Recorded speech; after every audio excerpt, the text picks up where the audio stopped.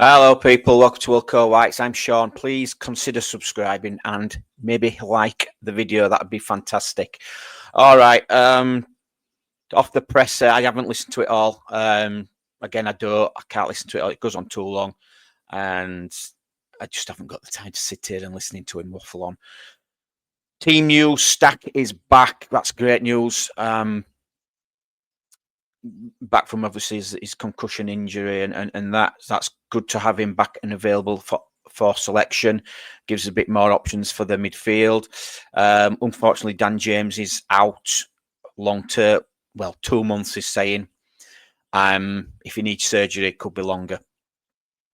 We've seen this with Strike, and we've seen this with Rutter.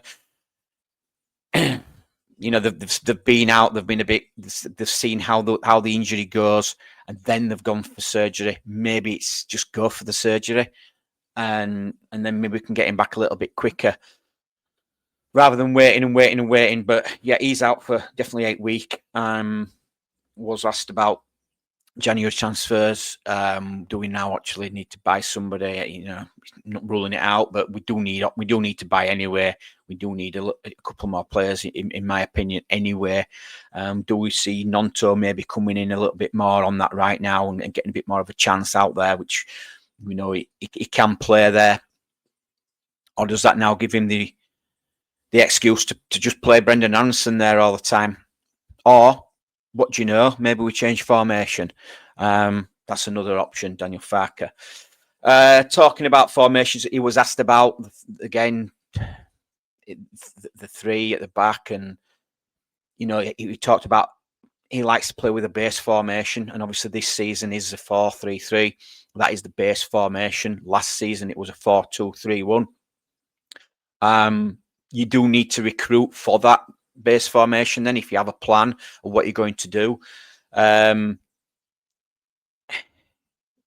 recruitment wasn't right. We know this. Does a different formation suit our players that we've got at this minute? We've tried the 4-3-3. It has worked in some games.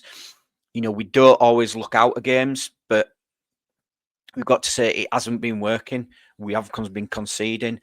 You can see the gaps in this formation. So something needs to change. You've got the players in, and it's not suiting the base formation at this minute in time. Is he waiting for him to get used to it? We haven't got time. Or do you change the formation to suit the players? He talked about Liverpool and Bayern Munich, and they all stick to a base formation. Even Villa, he mentioned. Yes, all right, but at the end of the day, they've got a better quality of player. They actually get managers in who also fit them the similar formation, the systems, and they buy players to suit it. I'm not saying it always works. Obviously, Liverpool struggled this season with that base formation. He did say he does change his formation during games. I have to agree. It does. I have said this. It does. We saw it a lot more in the Championship. I'll go back to 4-2-3-1, which, when you think about it, the new, the players we have now, were in the Championship last season. They actually are more used to a 4-2-3-1 formation. So is it a fact that even the players we've got are getting used to, this new base formation? I don't know. It can't be that hard. It can't be that hard to revert from a 4-2-3-1 to a 4-3-3. But yeah, going back to last season, he did it. He did. In games, I saw it. At times, Ampadu would drop in between the both centre-backs, creating the three at the back, which would allow Firpo to push on and Bogle to push on. We don't seem to be seeing that this season. That's the bit of the. It's a bit strange for me that these players know they can do it and how they can do it, and I still think you can see that you could even do that in a 4-3-3. That Ampadu can drop into those areas. We used to see Tanaka doing it, dropping in deeper. So it's a bit of a strange one, that, for me. We did see it against Man City. At times it looked like it was a 4-2-3-1, with Tanaka playing higher up the field in that sort of 10 role, which was great to see. It's just validating that I think he can play there. Great technical player on the ball. Got a good eye for a pass. Great in tight spaces. Why? For me, I think Tanaka's the 10 we need. I think he can do it. But what do I know? He did say he did think about playing the 3 at the back against Man City, but obviously with Bernal missing, injured again, he couldn't do it. And I did touch on, maybe if we had had Stach available, he might have still done it, but we'd have used Ampadu,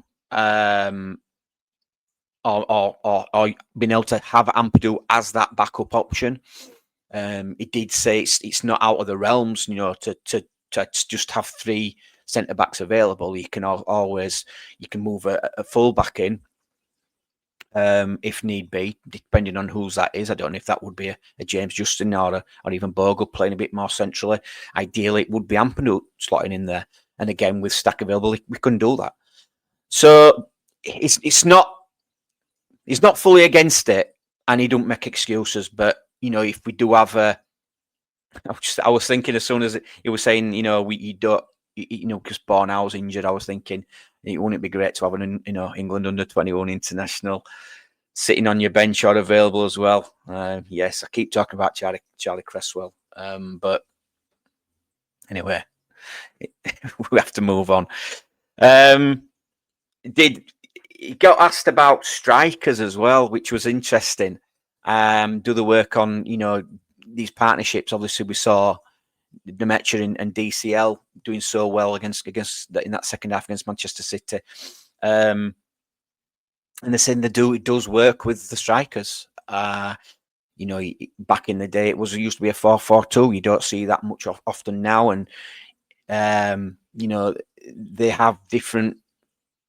They go through it. Even Harry Gray's involved in working with somebody like maybe Noah Okafor who can play in them central areas. That's good to hear, but we've not seen enough of it. And again, I think Pirro would be great in a 2, and I'll keep banging that drum, but he wasn't used. Willie Gnonto, I still think would be good off of that central striker in say DCL. Even Harry Gray, it would be nice to see him, giving just another option, instead of the bit of a same old. So we do have the players that can sort of play these different styles, different systems. Obviously, it's asked about Chelsea, and we know, listen, Chelsea are doing well. Maresca, I think, done well since he left Leicester. They have got quality players, and it's going to be a tough game. And again, he mentioned about formations and obviously different styles for different teams. Yes, I agree. But if you have a base formation in the 4-3-3, why have we not seen these different systems this season against different teams? You've stuck to the 4-3-3. So I'm not so sure. Like I said, the only time I've seen it a little bit was Man City, when I thought we were setting up more like a 4-2-3-1, which might suit us better. Again, might suit us better to revert back to that. It might make us a little bit more solid. I don't know. We'll see. Especially now with Dan James injured, it looks like Brendan Harrison will be coming back. Would he fit more or better into a 4-2-3-1? I'm not so sure. So that's it for the presser. It's all I've got to say. I was going to do a video about my frustrations this season regarding Farke, and it's not just been this season. It's been my frustrations for the past couple of seasons with him, and what's not changing. And also, on the 49ers, I might do something tomorrow before the game. I'm just. I don't know where I'm a bit of limbo with them at the minute. You know, it's not what we thought would happen. I thought we'd